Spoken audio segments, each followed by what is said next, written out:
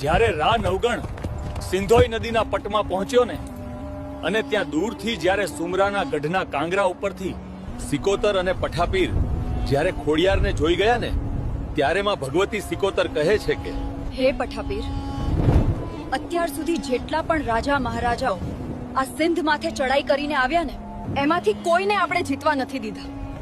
પણ આજે જે જૂનાગઢનો ધણી એની બહેનને છોડાવવા માટે આવી રહ્યો છે, અને એના ભાલે તો 9 લાખ લોબડિયાળીઓ સાક્ષાતમાં ભગવતી ખોડિયાર બેઠા છે. અને આજે જૂનાગઢનો આ સ્વામી જૂનાગઢથી પોતાની ખોડિયારને લઈને આવ્યો છે. અને હે પઠાપીર, માણસ માણસના સગા હોય એમ દેવ દેવના સગા હોય છે.